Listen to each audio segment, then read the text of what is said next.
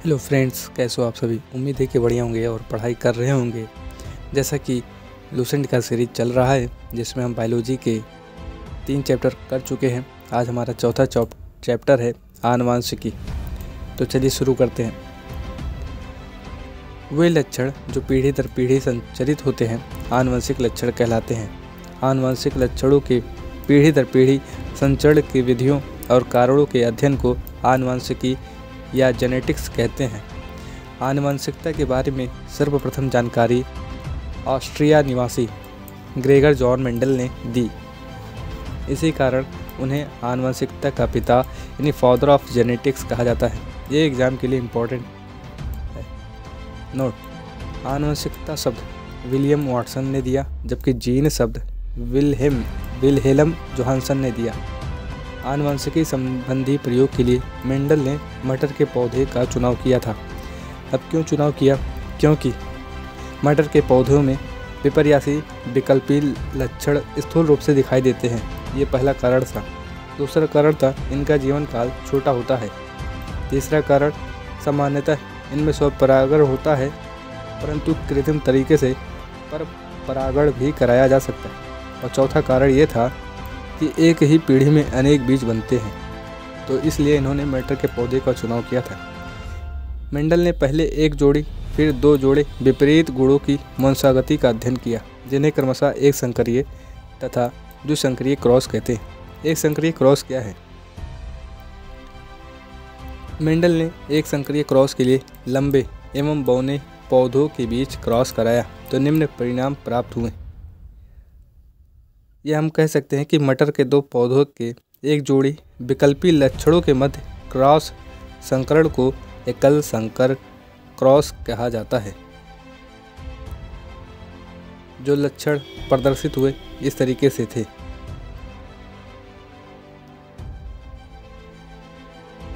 F1 पीढ़ी में क्या हुआ कि कोई पौधा बीज की ऊंचाई का नहीं था। सभी पौधे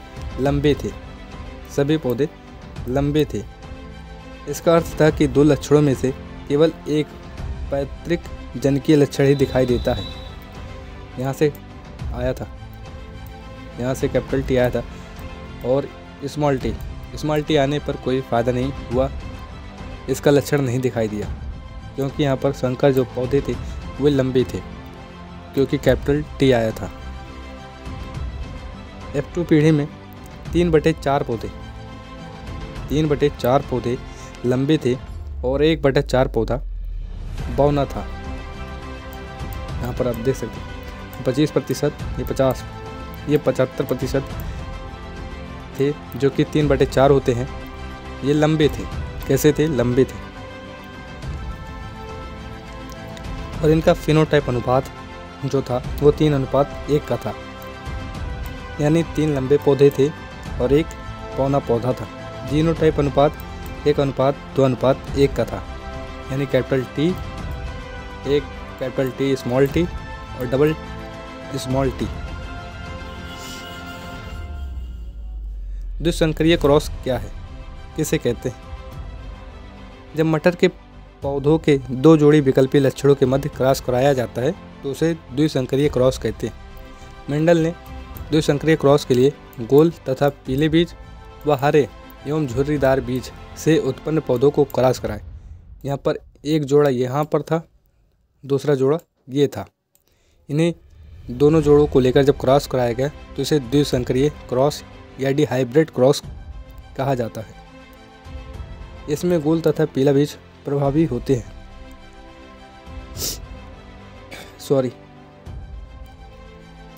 F2 पीढ़ी के पौधों का फिनोटाइप अनुपात 9:3:1 का था, जिसमें 9 गोल पीले बीज थे, 3 गोल हरे बीज थे, 3 झुर्रीदार पीले बीज थे और 1 झुर्रीदार हरे बीज थे। तो ये अनुपात था। तथा F2 पीढ़ी के पौधों का जीनोटाइप अनुपात इस तरीके का अनुपात था। आप पढ़ सकते हैं। उपर्युक्त दोनों प्रकार के प्रयोगों के आधार पर मेंडल ने आनुवंशिकता संबंधी कुछ नियम दिए, जिन्हें मेंडल के आनुवंशिकता के नियम के नाम से जाना जाता है। इन नियमों में से पहला एवं दूसरा नियम एक संकरीय क्रॉस के आधार पर व तीसरा नियम द्विसंकरीय क्रॉस पर आधारित है। पहला जो नियम है प्रभाविकता का नियम, लॉ ऑफ डोमिनेंस। एक जोड़ा विपर्यासी गुणों वाले शुद्ध पिता या माता में संकरण करने से प्रथम पीढ़ी में प्रभावी गुण प्रकट होते हैं, जबकि अप्रभावी गुण छिप जाते हैं। प्रथम पीढ़ी में केवल प्रभावी गुण ही दिखाई देता है, लेकिन अप्रभावी गुण उपस्थित अवश्य रहता है। यह गुण दूसरी पीढ़ी में प्रकट होता है। यानी जब संकर कराया गया तो इस संकर में जो लक्षण प्रदर्शित हुए, जो प्रभावी हुए, उन्हें ही प्रभाविता का नाम नियम दिया गया। आप यूँ समझ ले कि एक ही लक्षण प्रदर्शित करने वाले पादपों का अध्ययन ही किया गया, तो उसने पाया कि एक प्रभावी लक्षण अपने आप को अभिव्यक्त करता है और एक अप्रभावी लक्षण अपने आप को छिपा लेता है। इसी को प्रभाविकता का नियम कहा गया। दूसरा नियम है पृथक्करण का नियम, लॉ ऑफ सेग्रेगेशन। लक्षण कारकों या जीनों के जोड़ों के दोनों कारक युग्म बनाते समय पृथक हो जाते हैं और इनमें से केवल एक कारक ही किसी एक युग्मक में पहुंचता है।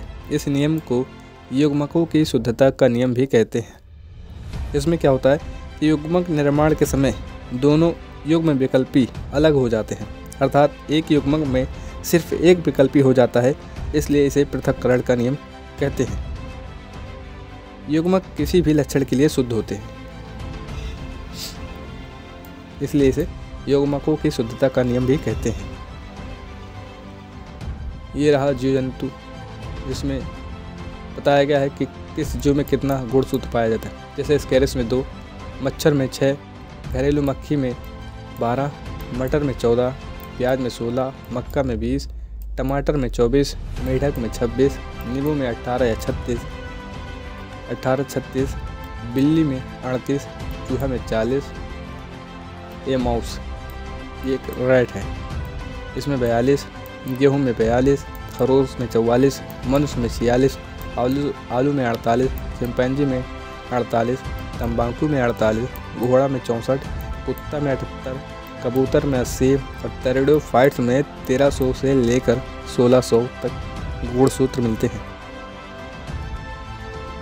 अगला नियम था स्वतंत्र अपव्यूहन का नियम।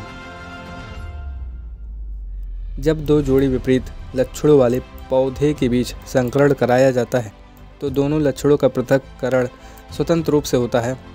एक लक्षण की वंशागति दूसरे को प्रभावित नहीं करती। यह नियम द्विसंकर संकरण के परिणामों पर आधारित है। इस नियम के अनुसार किसी द्विसंकर संकरण में एक लक्षण की वंशागति दूसरे लक्षण की वंशागति से पूर्णतः स्वतंत्र होती है, अर्थात एक लक्षण के युग्मी विकल्पी दूसरे लक्षण के युग्म विकल्पी से निर्माण के समय स्वतंत्र रूप से पृथक व पुनर्व्यवस्थित रहते हैं। यही है स्वतंत्र अपव्यूहन का नियम। इसमें हमने पढ़ा जो लक्षण अनुपात होता है वो 9:3:3:1 का होता है, जिसमें मैंने बताया था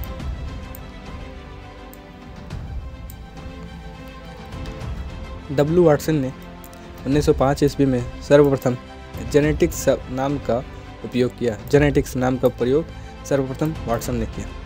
जोहानसन ने 1909 ईस्वी में सर्वप्रथम जीन शब्द का प्रयोग किया, जो अभी हमने पिछली स्लाइड में पढ़े।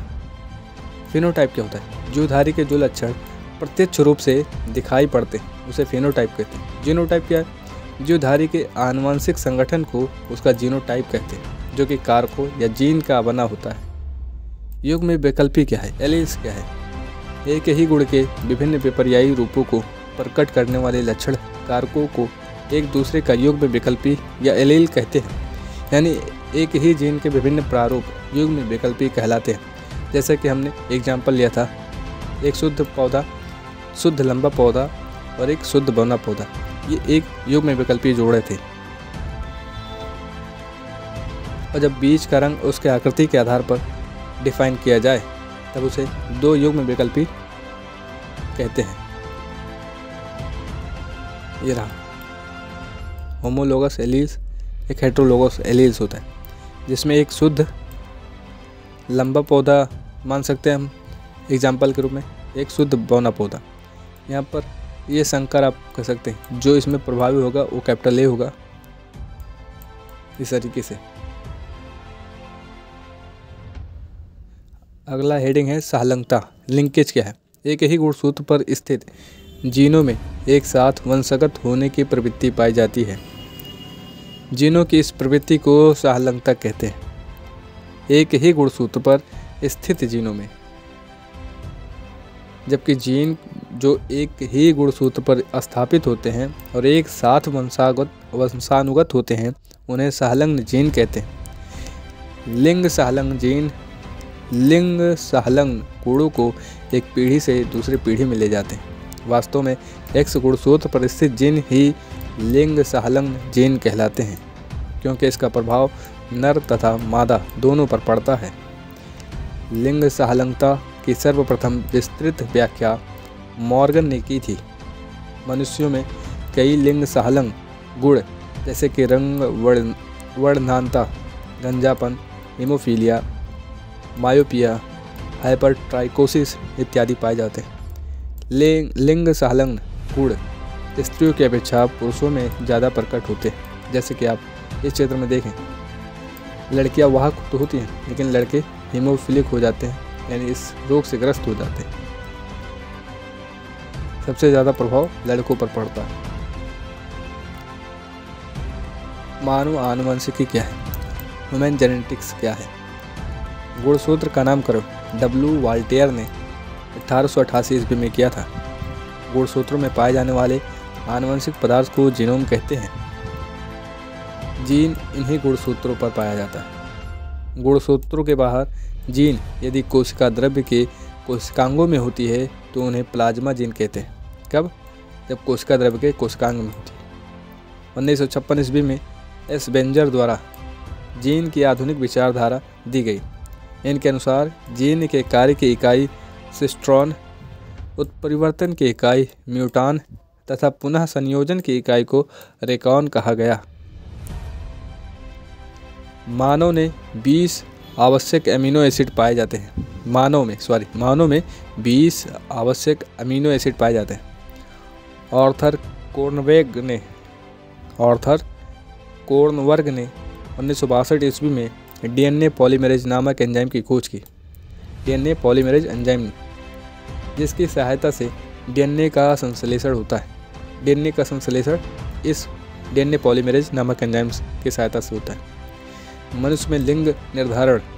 मनुष्य में गुणसूत्रों की संख्या 46 होती है। प्रत्येक संतान को समजात गुणसूत्र की प्रत्येक जोड़ी का एक गुणसूत्र अंडाणु के द्वारा माता से तथा दूसरा शुक्राणु के द्वारा पिता से प्राप्त होता है। शुक्र जनन यानी स्पर्मेटोजेनेसिस में अर्धसूत्री विभाजन द्वारा 2 प्रकार के शुक्राणु बनते हैं।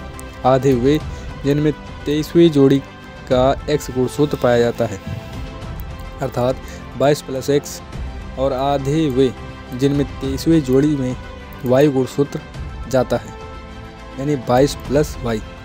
नारियों में एक समान प्रकार का गुणसूत्र अर्थात 22+X तथा 22+X वाले अंडाणु पाए जाते हैं। निषेचन के समय यदि अंडाणु X गुणसूत्र वाले शुक्राणु से मिलता है तो युग्मनज में 23वीं जोड़ी XX होगी और इससे बनने वाली संतान लड़की होगी। इसके विपरीत किसी अंडाणु से वायु गुणसूत्र वाला शुक्राणु निषेचित होगा तो XY गुणसूत्र वाला युग्मनज बनेगा तथा संतान लड़का होगा। तथा पुरुष का गुणसूत्र संतान में लिंग निर्धारण के लिए उत्तरदायी है। ये लाइन इम्पोर्टेंट है। पुरुष का गुणसूत्र संतान में लिंग निर्धारण के लिए उत्तरदायी होता है। नोट: परखनली शिशु के मामले में निषेचन परखनली के अंदर होता है। शिशु का पितृत्व स्थापित करने के लिए डीएनए फिंगर प्रिंटिंग तकनीक का उपयोग किया जाता है। ये रहा मनुष्य में लिंग निर्धारण कैसे होता है। ये माता का गुणसूत्र, ये पिता का, इसमें भी 44, लेकिन ये मेन इम्पोर्टेंट होता है। ये वाई गुणसूत्र, अगर वाई गुणसूत्र जाता है तो लड़का हुआ, अगर यहाँ से X गुणसूत्र जाता है तो वो लड़कियाँ होंगी। जैसा कि आप इस चित्र में देख सकते हैं, नॉर्मल मादा में XX गुणसूत्र और पुरुष में XY गुणसूत्र पाया जाता है। जितने भी लड़के होते हैं सब में Y गुणसूत्र मिलता है, देख सकते हैं। आनुवंशिकी से संबंधित कुछ प्रमुख तथ्य हैं, जैसे टी.एच. हक्सले। जीव द्रव्य ही जीवन का भौतिक आधार है, इन्होंने ही कहा। W. फ्लेमिंग ने क्रोमैटिन शब्द प्रतिपादित किया। स्ट्रॉसबर्गर ने पौधों में कोशिका विभाजन का वर्णन किया।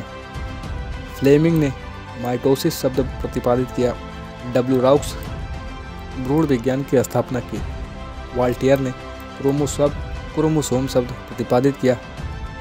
हेलरिगल व विल्फ्रोथ दलहनी पौधों में नाइट्रोजन स्थिरीकरण को बताया। इवानोविस्की विषाणुओं के अस्तित्व के प्रमाण दिए। वीजमैन जर्म प्लाज्मा की निरंतरता का सिद्धांत दिया। ई. बुकनर ईस्ट कोशिकाओं से एंजाइम प्राप्त करके उनसे किण्वन कराया गया और उन्हें जाइमेज नाम दिया।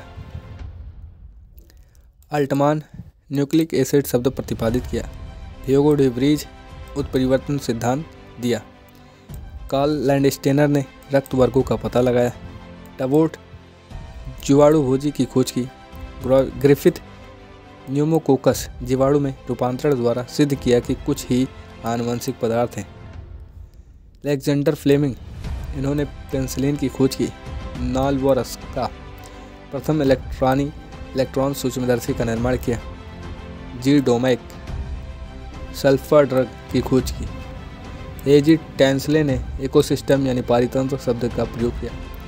हैंस क्रैब ने श्वसन की सिट्रिक अम्ल चक्र की खोज का पता लगाया कि श्वसन के दौरान CO2 इसी चक्र के फलस्वरूप निकलती है।